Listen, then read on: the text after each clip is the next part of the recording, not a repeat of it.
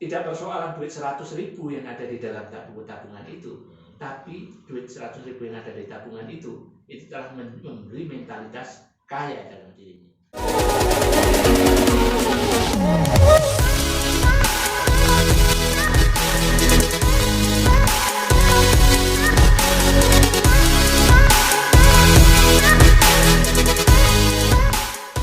Assalamualaikum warahmatullahi wabarakatuh. Waalaikumsalam warahmatullahi wabarakatuh. Para pemirsa Rumah Restorasi Indonesia, pada malam hari ini untuk yang kesekian kali kita kembali tayang bersama satu narasumber kita yang hadir pada malam hari ini.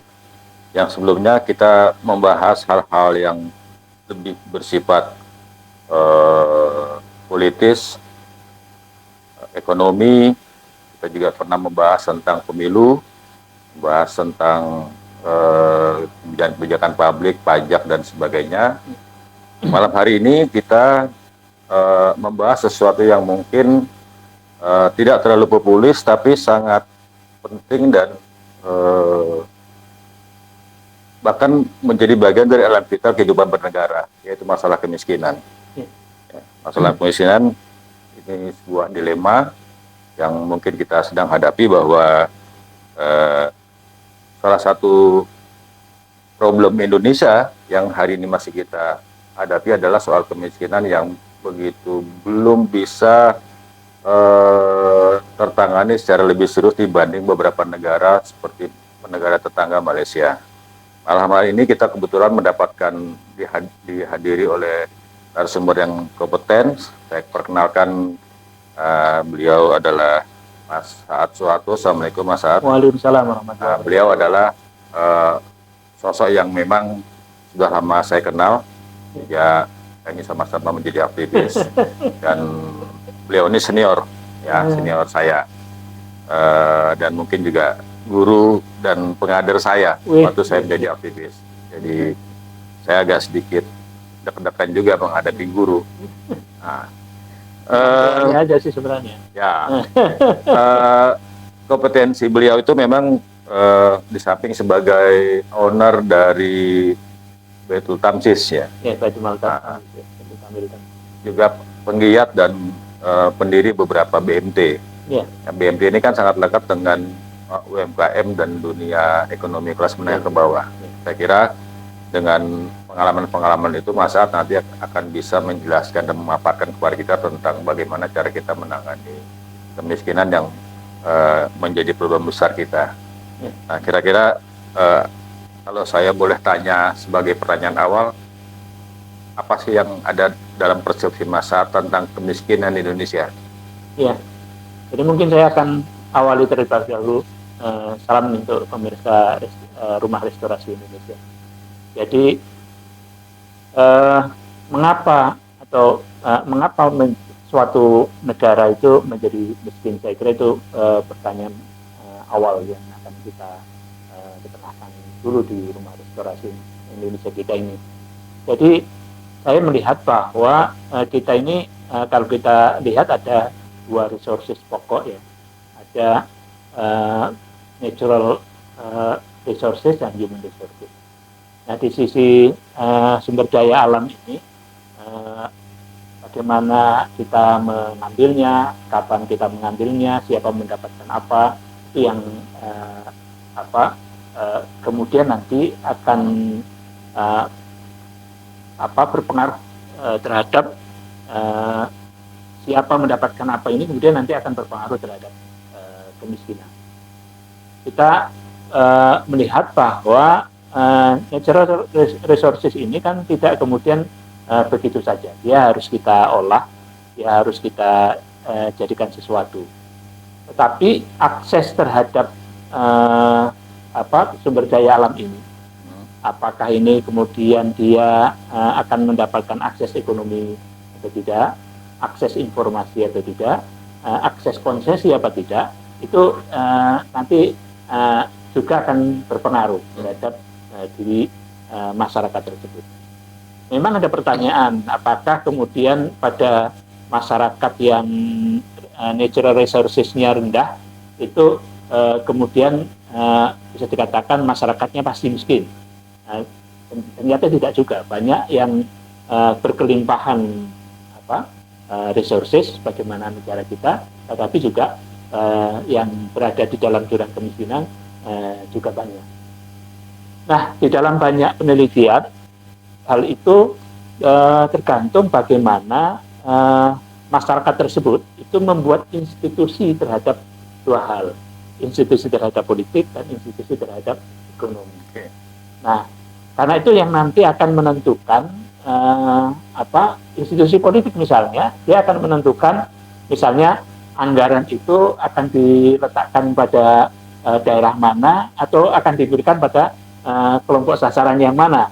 Nah, itu tentu kemudian menjadikan kelompok sasaran tertentu itu akan mendapatkan peluang untuk meningkat lebih tinggi dibandingkan dengan yang lain. Kita bisa ambil contoh pada waktu kita dulu bonanza ekonomi di Indonesia, maka ada kelompok tertentu yang kemudian melesat sangat cepat, yang kemudian hari ini mereka menjelma menjadi suatu kekuatan. Kalau dulu itu kekuatannya di backup oleh politik, sekarang ekonomi ini telah membackup politik. Sekarang kalau kita ngomong mulai hal itu di Indonesia menjadi ekonomi politik, ya nggak bisa dipisahkan antara ekonomi dan politik. Sehingga sebenarnya ketika kemudian suatu politik di suatu negara itu institusi-institusi tidak terpusat, terjadi check and balances terhadap keputusan-keputusan politik maupun keputusan-keputusan ekonomi, maka dia akan menjadi menjadi kemiskinan akan menjadi bisa di keep up. Sebagai contoh, mengapa kita mengatakan institusionalisasi terhadap ekonomi misalnya. Saya kebetulan berada di 31 tahun di lembaga keuangan. Ngumpulnya duit itu perkara ekonomi. Ya, kita ini kan mengumpulkan uang, Bapak Ibu mengumpulkan uang di dalam satu keluarga, itu perkara ekonomi. Tapi mau membagi uangnya kepada siapa? Ataukah diberikan kepada anak nomor berapa, kepada anak laki-laki atau anak perempuan, itu perkara politik, bukan perkara ekonomi. Nah, sehingga ketika resources tadi berupa uang dan lain sebagainya, berupa anggaran, itu tidak diberikan kepada kelompok sasaran secara merata, dan institusi-institusi yang melakukan check and balance itu tidak terjadi, maka ada beberapa kelompok sasaran yang akan tertinggal, dan disitulah akan terjadi kemiskinan tersebut. Jadi memang ada persoalan-persoalan, kita tidak nafikan juga ada persoalan elan vital atau persoalan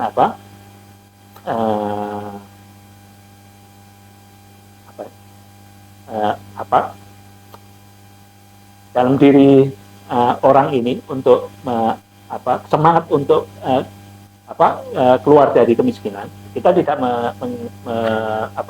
tidak menafikan hal itu akan terjadi, tapi memang kebanyakan dari kemiskinan itu terjadi karena memang aspek tadi tidak terjadinya institusi terhadap dua hal yang paling utama, yakni institusi terhadap ekonomi dan institusi terhadap politik. Itu kurang lebih. Saya mau setback dulu. Gimana sih cara kita mengukur kemiskinan? Ya. Orang dikatakan miskin, apakah mengukurnya hanya sebatas pada aspek pengeluaran atau konsumsi, atau aspek pendapatan, atau ada aspek yang lain yang kita bisa bilang bahwa orang itu miskin? Ya, kalau di beberapa ini kita berbagai macam, saya nggak terlalu ahli ya dalam hal ini, karena itu berkaitan dengan statistik ya. Nah, jadi misalnya Bank Dunia merilis indeks terhadap kemiskinan. Dia mengukur berdasarkan misalnya kalori, misalnya jumlah kalori yang dikonsumsi dan lain sebagainya. Pendidikan. Ya, dan lain sebagainya. Kalau kita melihat sekarang SDGs ada beberapa indeks yang harus berkaitan dengan kesehatan atau pembersihan, akses terhadap air dan sebagainya gitu ya. Tapi juga kalau misalnya secara umum, ada juga kalau misalnya di lembaga zakat ada had kifayah, ya. Misalnya itu berdasarkan pendapatan. Jadi misalnya kalau di Jakarta ini kurang lebihnya sekitar 5 juta kumpulan per keluarga, maka dia masuk had kifayah. Di bawah itu berarti dia mendapatkan mustahik zakat. Artinya kalau di dalam ini kan ada orang yang miskin, kemudian ada orang yang dia ini sudah kaya tapi belum wajib untuk zakat. Nanti pada tahap tertentu orang yang telah wajib untuk membayar zakat. Jadi memang ada beberapa tolak ukur. Nah, kita memang kalau untuk Indonesia ini mengambil beberapa tolak ukur yang relatif rendah. Oke. Jadi istilahnya ada istilah kemiskinan multidimensi. Kalau dari sisi sosial politik, apa yang kita bisa melihat dari sebuah kemiskinan? Ya, kalau kita dari sisi sosial politik itu akses terhadap akses terhadap keputusan-keputusan politik itu tidak merata, tidak ada check and balances secara seimbang. Jika akses terhadap keputusan politik misalnya itu kemudian taruhlah misalnya di Indonesia ini kemudian para partai-partai itu relatif justru terjadi ada oposisi dan ada role partai, maka dia akan terjadi check and balances.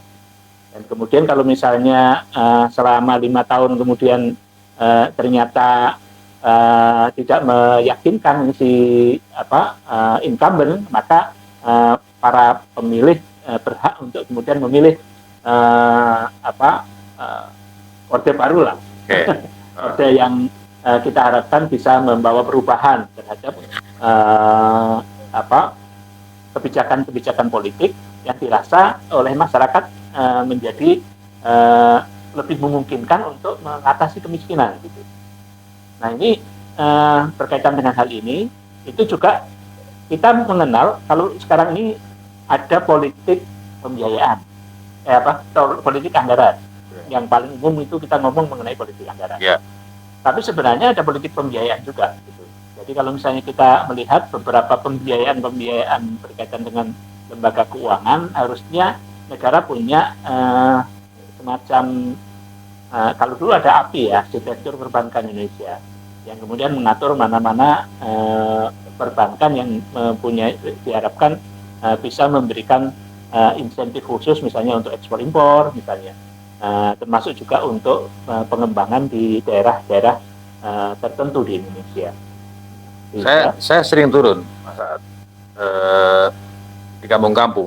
Ya. Para petani yang memang, terutama para petani yang sawahnya itu tidak terlalu banyak, tidak terlalu luas, tapi dari sisi kebutuhan hidupnya karena beban biaya dengan anak yang cukup banyak, biasanya rata-rata petani anaknya banyak.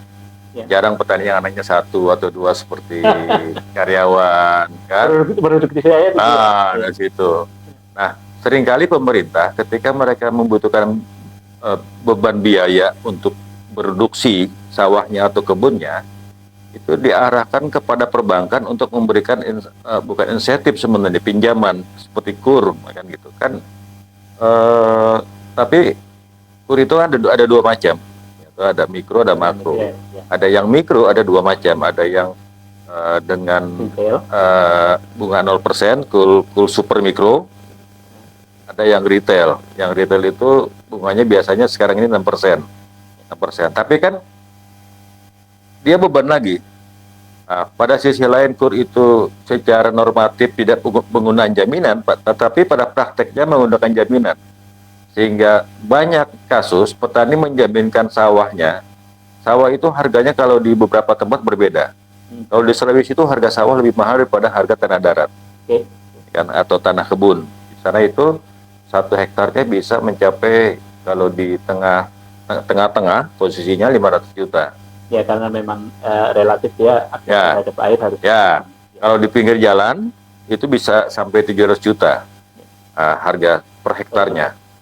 Anggap saja mereka punya seperempat hektar, kan gitu. Jadi kurang lebih 150 juta. Sementara pinjamannya cuma 25 juta maksimal atau 5 juta per skop mikro. Ya memang ini berkaitan dengan tadi pembiayaan ya. Semua saya katakan karena saya juga praktis di perbankan, semua ini didesain, makanya tadi saya ngomong mengenai politik pembiayaan ya. Semua didesain untuk white collar and blue collar. Jadi semua didesain untuk angsuran bulanan, yang itu tidak suitable untuk petani kita. Gitu. Petani kita ini dia tidak memiliki budaya untuk menabung, dia tidak memiliki budaya sekarang ini ya, belum punya budaya menabung, belum punya budaya untuk perencanaan keuangan, sehingga mereka itu apa yang didapat pada waktu panen dia akan habiskan pada waktu panen. Yeah. Nah seharusnya model pembiayaannya adalah yarnen, dibayar pada waktu panen. Sementara sekarang ini semua pembiayaan kita itu pakai teori bulanan. Itu cocok untuk Malaysia misalnya, Singapura misalnya yang negara industrial atau developed country. Tapi kalau untuk negara yang yang tidak industrial seperti Indonesia yang lebih banyak yang di pertanian maupun di uninformal enterprise itu tidak terlalu cocok model seperti itu. Yang kita harusnya model yang bisa harian, bisa mingguan, atau dan lain sebagainya. Yang kalau misalnya tadi kita melihat dengan seperti itu, rezim bank sentral juga atau OJK di Indonesia itu tidak bisa menerima bahwa pembayaran pada waktu panen itu kan berarti 3 atau 4 bulan dia tidak bayar itu. Nah itu sudah call kalau Joseph Platter collectability call 4 diperbankan gitu. Nah itu yang juga kita melihat. Di sisi yang lain sebenarnya semua model kita ini, termasuk sekarang ini dengan model e-budgeting ke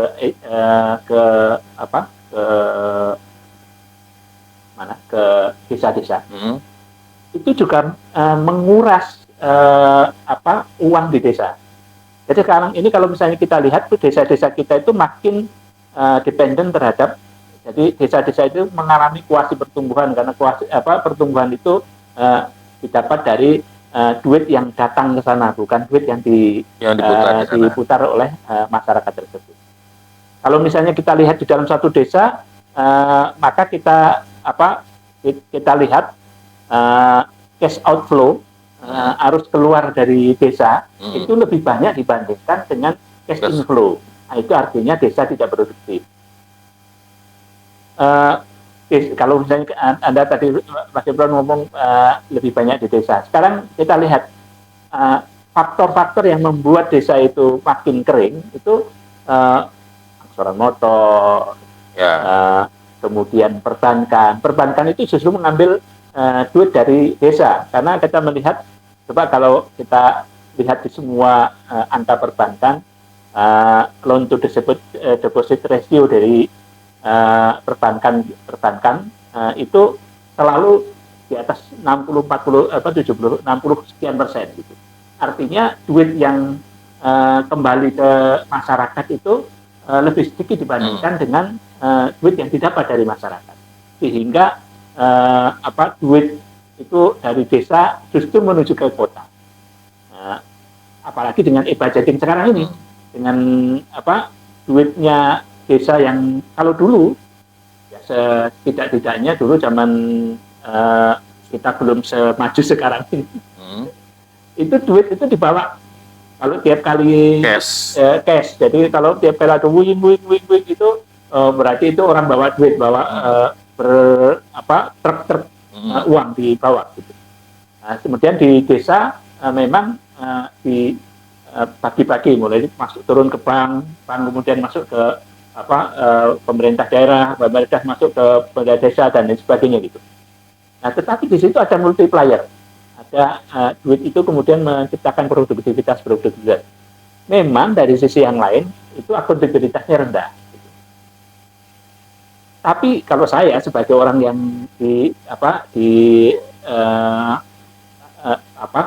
percaya bahwa seburuk-buruknya gitu, kalaupun mereka korupsinya juga masih belanja di situ gitu, bukan belanja di luar itu, sehingga masih tetap menggerakkan ekonomi di wilayah tersebut. Sedangkan kalau misalnya sekarang dengan model e-budgeting atau apa sekarang itu, maka ke desa itu sebenarnya kemudian kita mengatakan bisa mendapatkan 1 miliar, desa mendapatkan 1,5 miliar, ada desa yang mendapatkan 2 miliar misalnya. Terlihat kapitasi dari tiap masing-masing desa itu. Maka ini kemudian menjadikan bank tadi itu bukan mengambil duit dari Jakarta gitu, untuk dibawa ke desa, bukan. Uang desa dibawa ke Jakarta. Uang desa digunakan untuk membayar kepentingan di desa tadi, sehingga duit itu justru berada langka di desa, dan itu menyulitkan orang untuk menggerakkan ekonomi di desa.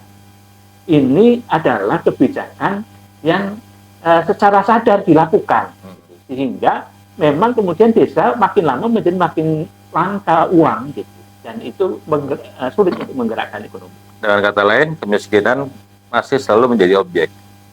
Dia justru dengan langkah-langkah yang kita lakukan itu alih-alih itu membuat produktivitas terjadi di desa, itu malah justru semua langkah kita dengan finance ini mengambil resources yang ada di desa. Termasuk umpamanya tentang BLT, kan gitu. Ya. Jadi kenapa saya katakan kemiskinan masih menjadi objek?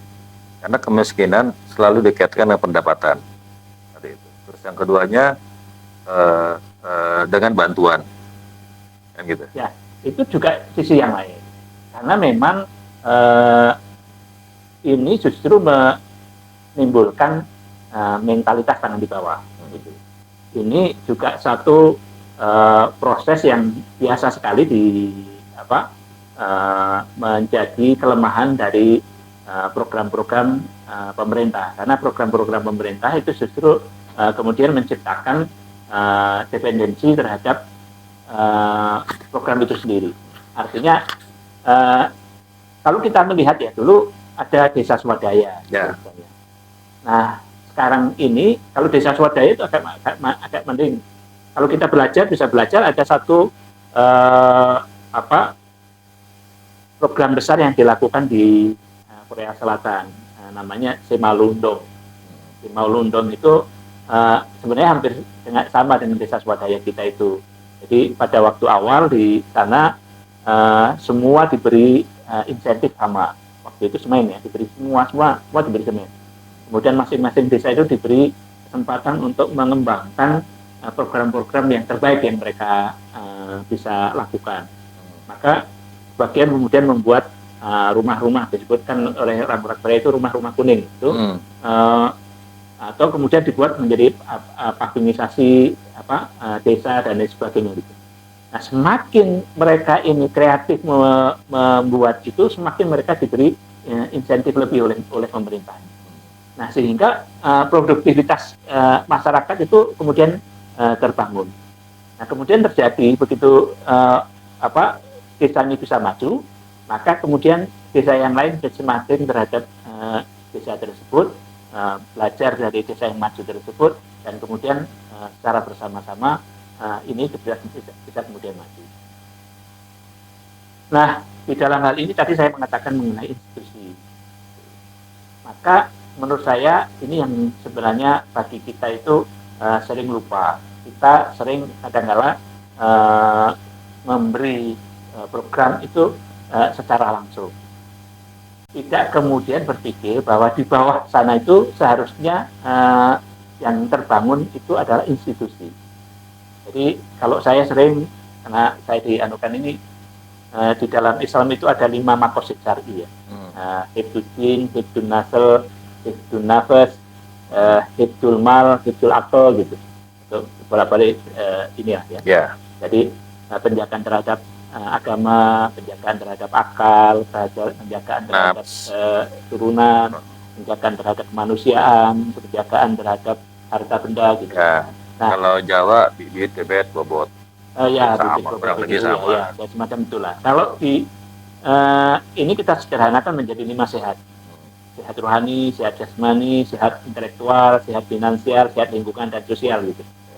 Nah, terhadap 5 ini harusnya semua program itu di akhirnya itu terjadi institusi terhadap keagamaan yang hidup di dalam masyarakat tersebut, institusi terhadap misalnya kalau kesehatan tadi ya ada posyandu lah, ada mungkin rumah senam lah atau dan lain sebagainya nih, institusi-institusi yang menjaga kesehatan masyarakat.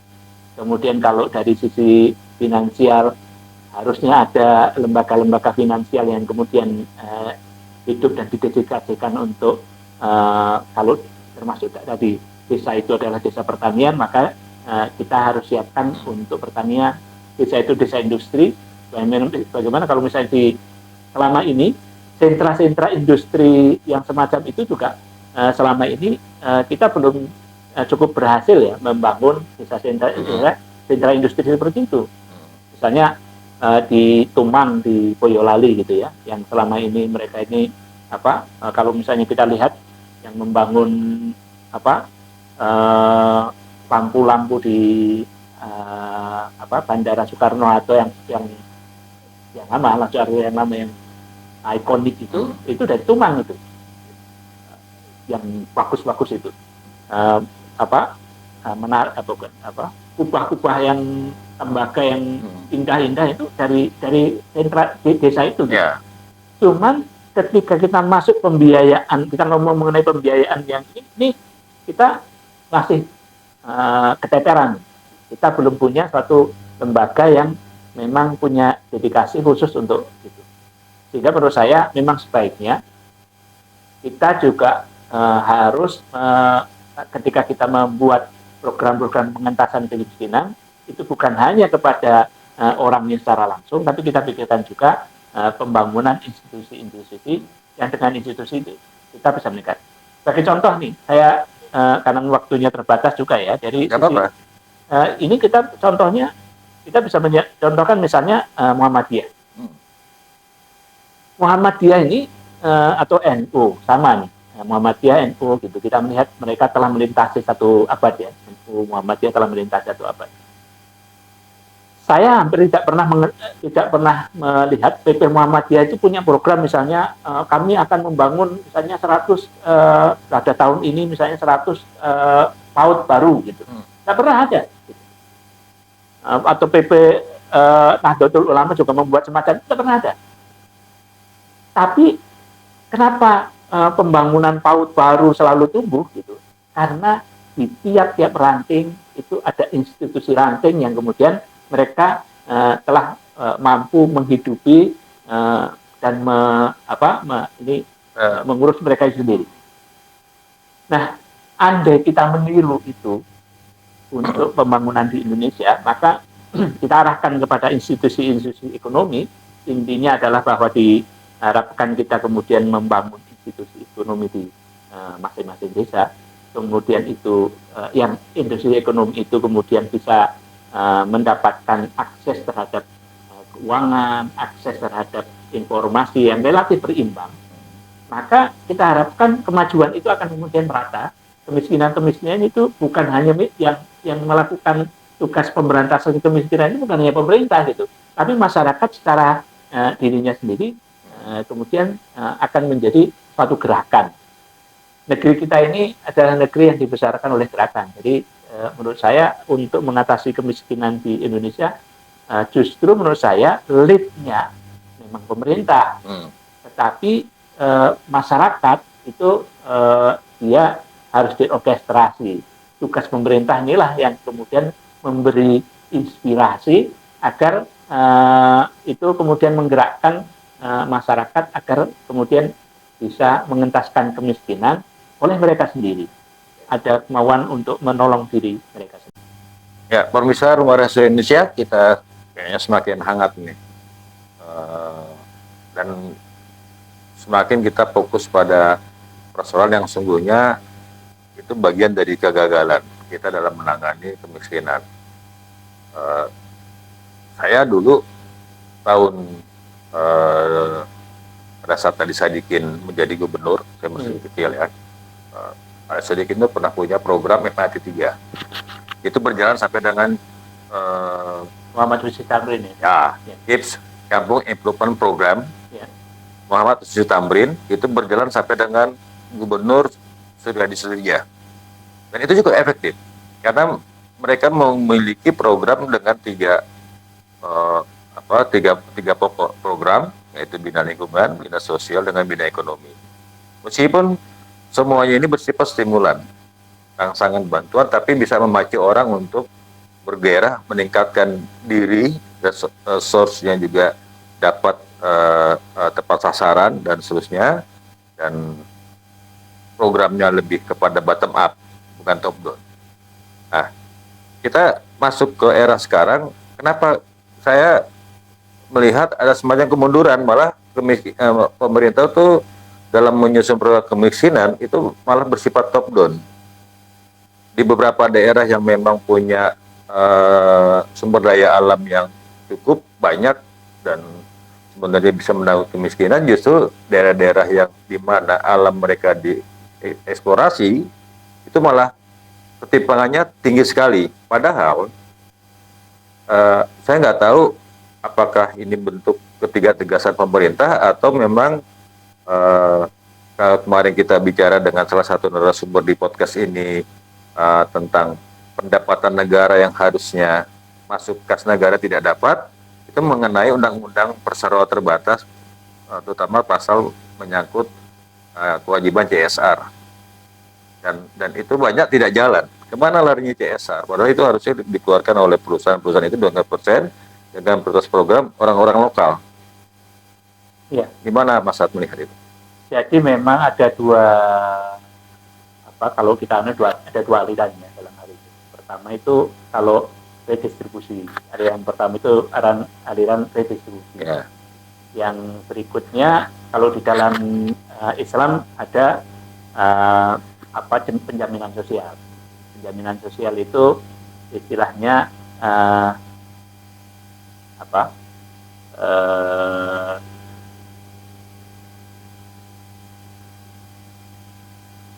dia ini merupakan penjaminan yang dilakukan oleh masyarakat. Nanti ada saya masih melupa istilahnya, tapi nanti ada adanya. Jadi intinya kalau di dalam tadi di dalam redistribusi orang melakukan suatu tapi sekarang juga dunia usaha pun juga mulai bergeser ya. Mereka mulai kepada people, planet, profit ya. Jadi orang tidak lagi merasa bahwa dia harus profit oriented. Nah kemudian karena merusak dan lain sebagainya, maka dia harus responsible terhadap kerusakan yang dibuat. Oleh karena itu kemudian dia melakukan redistribusi itu. Dan itu ada kekuatan negara untuk memaksa corporate tadi mengeluarkan hak untuk dari masyarakat gitu. Nah, tapi sekarang ini era baru, era anak-anak milenial itu sudah mereka melihat bahwa social ventures itu atau tidak-tidaknya suatu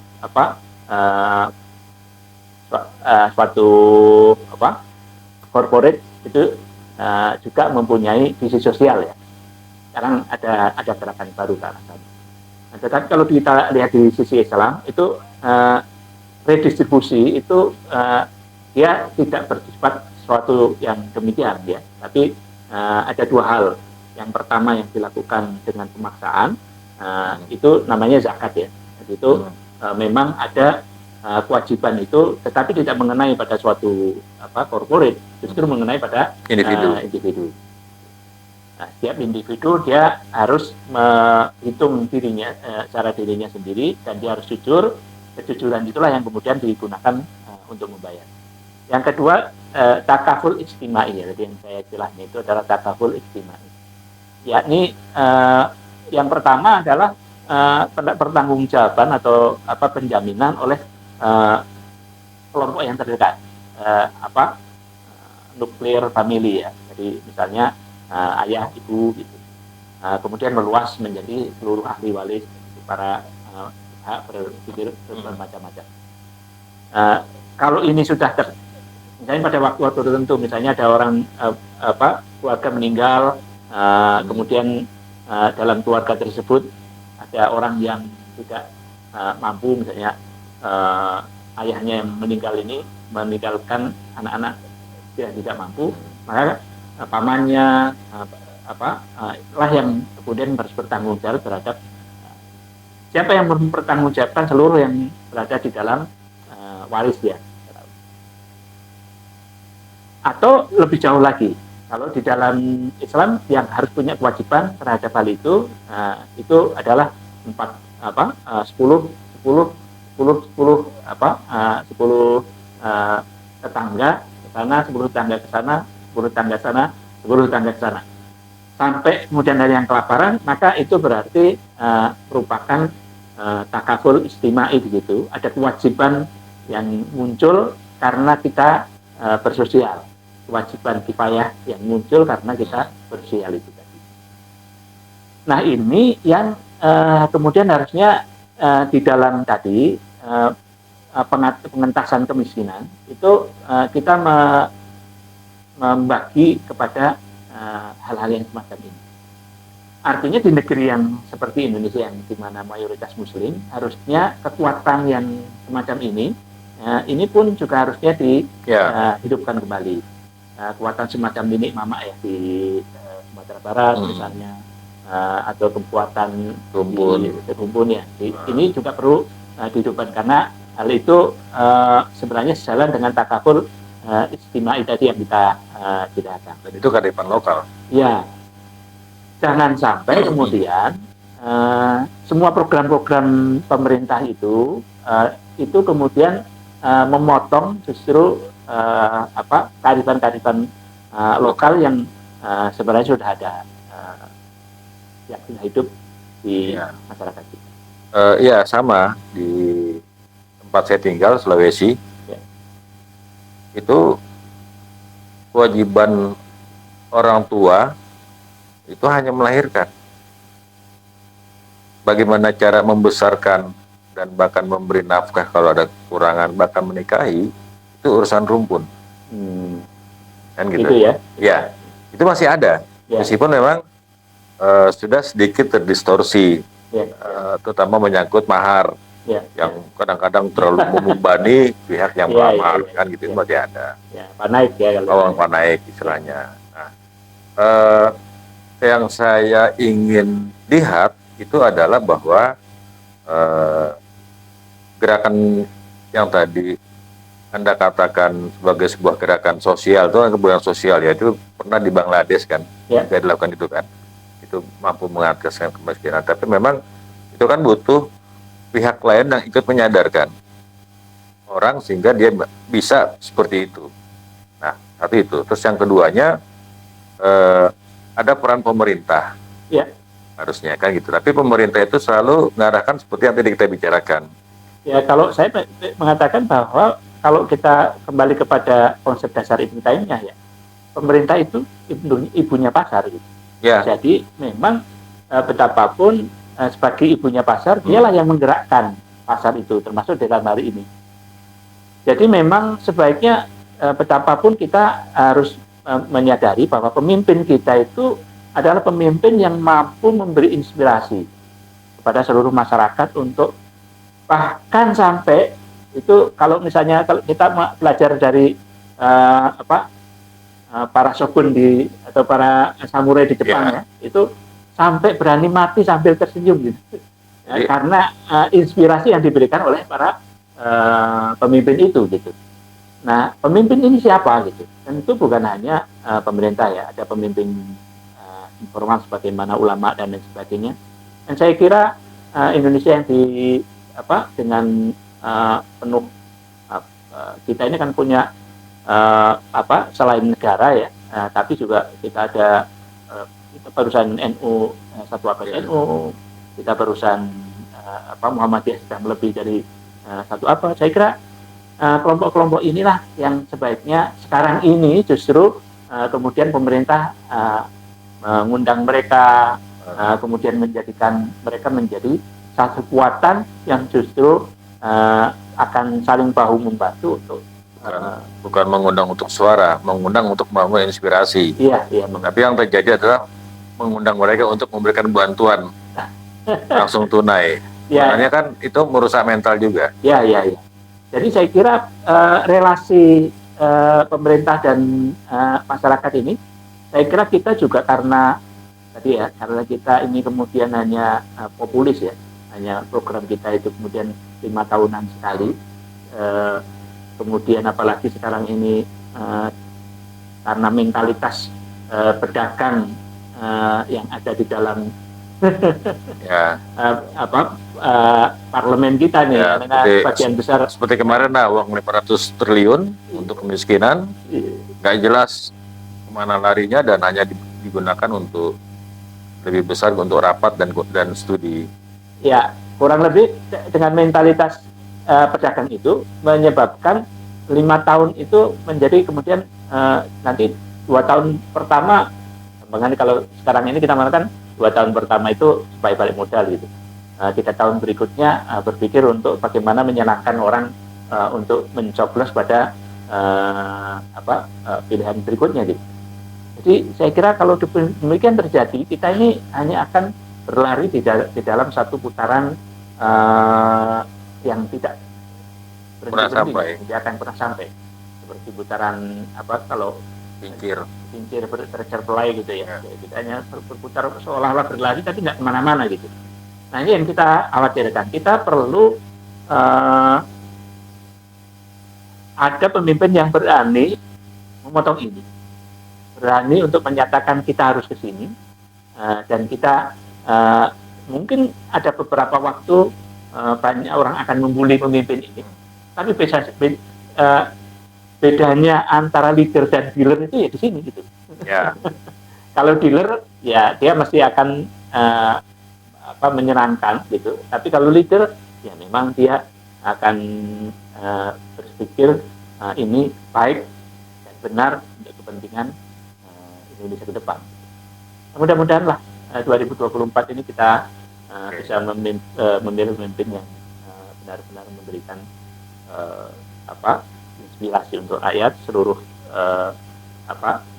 pemirsa Rumah Restorasi Indonesia. Saya kira kita punya waktu di tahun 2024 ini, gunakan betul-betul hak kita selaku rakyat. Dan saya kira kita sebagai rakyat tadi, setelah melihat semua perbincangan kita ini, kayaknya memang menjadi penting ya kita itu mengetahui mengenai politik. Ya. Bahwa kita terlibat langsung di dalam politik itu ya atau tidak, berkaitan politik praktisnya ya, mungkin kita nggak ikut menjadi pengurus partai, kita nggak ikut menjadi aktivis ini itu ya, tapi kita nggak boleh nggak ngerti politik gitu.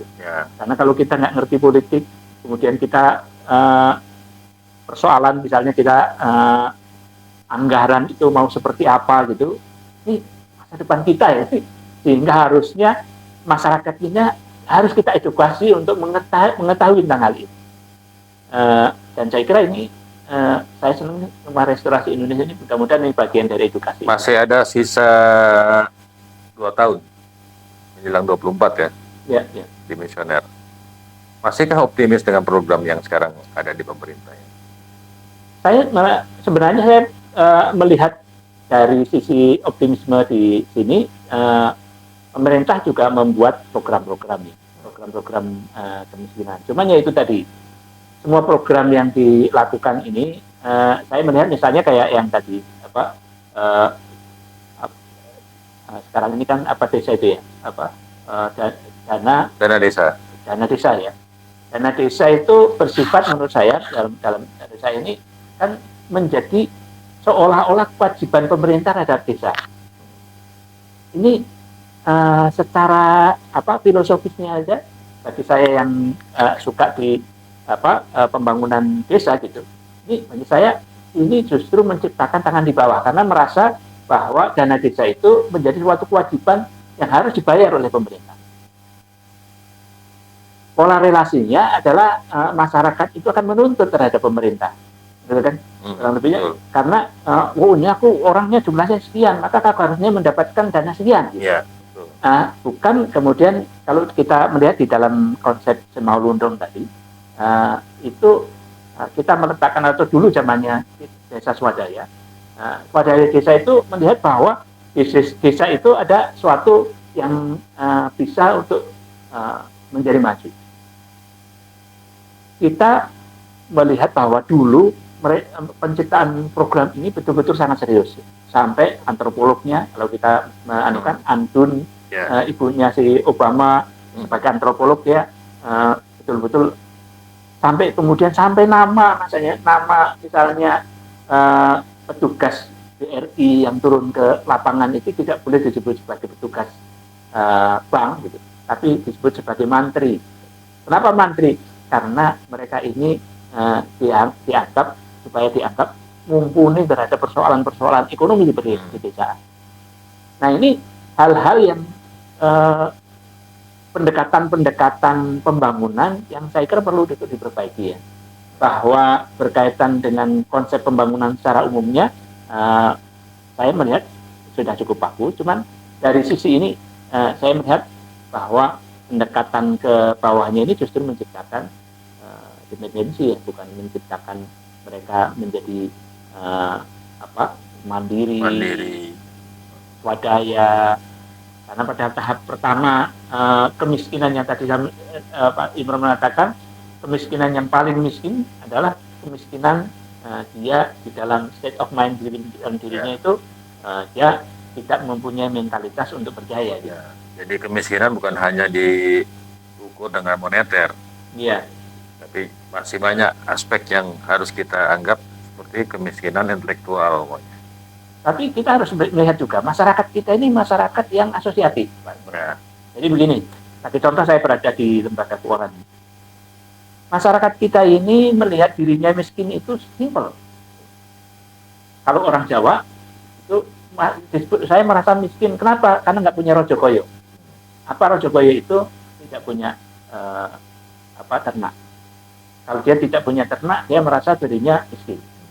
Karena ternak bagi orang Jawa itu adalah alat investasi, alat untuk menabung. Gitu. Nah, karena jumlah sekarang mereka ini yang memiliki tanah tadi makin kecil, maka jumlah orang yang tidak memiliki ternak ini makin besar kan? Padahal mereka ini sebenarnya pedagang di pasar dan lain sebagainya. Tapi karena tidak punya rojo koyo, mereka merasa dirinya miskin. Nah, mereka yang disebut sebagai miskin adalah kalau mereka tidak punya tabungan. Saya miskin apa? Nggak punya tabungan. Nah, oleh karena itu ini mengapa kita perlu berkooperasi? Karena kooperasi kita ini betul-betul menurut saya ini lepas bahwa sekarang ada Indosuria yang itu kalau menurut saya kalau sebagai praktisi kooperasi itu bukan kooperasi, hanya berbaju kooperasi. Sayangnya kemudian seolah-olah pemberitaan itu yang disalahkan adalah seluruh kooperasi. Padahal sebagian kooperasi itu justru sudah terbukti mereka ini pada waktu kemerdekaan mereka ikut menjadi bagian dari alat untuk merdeka, dan pada waktu setelah merdeka menjadi alat untuk membangun negara gitu. Sekarang ini hanya karena 8 yang bermasalah seolah-olah seluruh kooperasi menjadi bermasalah. Nah, ini kan juga nggak fair juga gitu. Nah, dari sisi kooperasi dalam hal pemberantasan kemiskinan yang paling dasar itu adalah ketika mereka memberi layanan tabungan. kita perhatikan hampir semua koperasi di Indonesia itu tidak memberikan biaya administrasi untuk tabungan. Jadi tabungan kita tidak memberi. Kenapa? Supaya masyarakat ini mau untuk menabung, diajari untuk nabung. Begitu mereka menabung, bagi Pak Imron duit 100.000 kecil, Pak Iwan itu 100.000 kecil. Tapi 100.000 yang ada di dalam buku tabungan dia itu telah membebaskan dia dari mentalitas miskin. Dia mengatakan bahwa aku orang kaya, kenapa? Karena aku punya tabungan. Sehingga tidak persoalan duit 100.000 yang ada di dalam buku tabungan itu, tapi duit 100.000 yang ada di tabungan itu telah memberi mentalitas kaya dalam dirinya. Dan kemudian baru mereka bisa diberdayakan. Tanpa mentalitas kaya itu, mereka tidak mungkin bisa diberdayakan.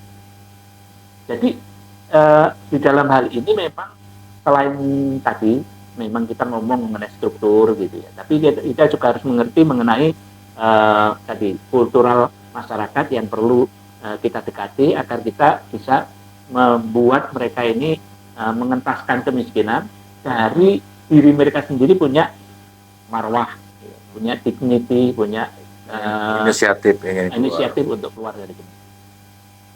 Oke, saya kira Mas Saad cukup panjang ya penjelasannya. Lain kali kita sambung kembali dengan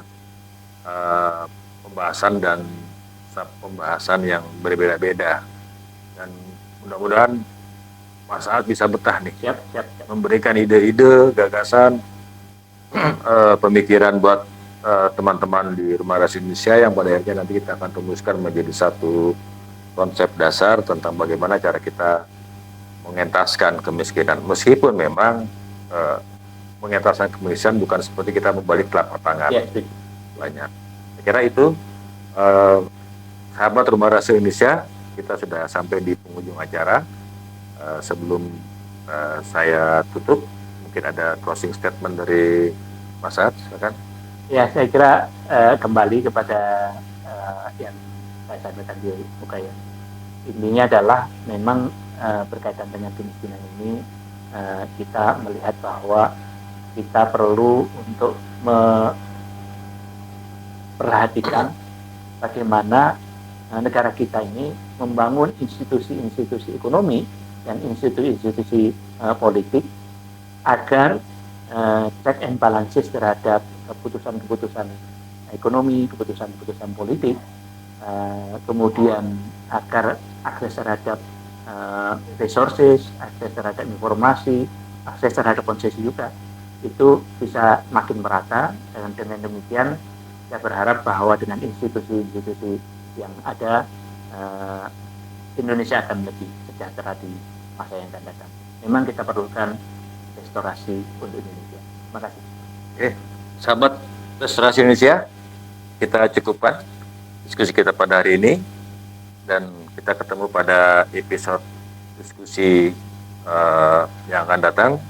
Sekian, salam Restorasi Indonesia. Assalamualaikum warahmatullahi wabarakatuh. Waalaikumsalam warahmatullahi wabarakatuh. Terima kasih, Mas.